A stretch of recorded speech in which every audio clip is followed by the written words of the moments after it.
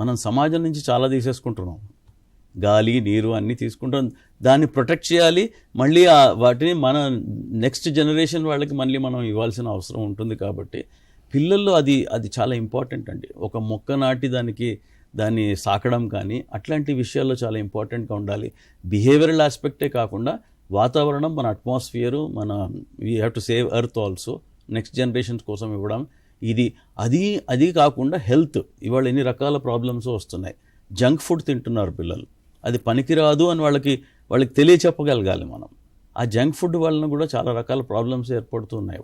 దాని తరఫు ఆ బాధ్యత కూడా వాళ్ళు వహించాల్సిన అవసరం ఉంది. ఏం తింటున్నాము, అది ఎంతవరకు మనకి సమంజసంగా ఉంటుంది, ఎంతవరకు మనకు ఆరోగ్యం పాడవకుండా ఆరోగ్యాన్ని ముందుకు తీసుకెళ్తుంది, ఈ ఆస్పెక్ట్ మనము గుర్తించాల్సిన అవసరం ఉంది. పిల్లలందరూ కూడా ఎన్విరాన్మెంట్ ఫ్రెండ్లీ అవ్వాలి. మేబీ క్లీన్లీనెస్ గురించి, తర్వాత రిసోర్సెస్ని మనం సేవ్ చేసుకోవాల్సిన అవసరం ఉంది.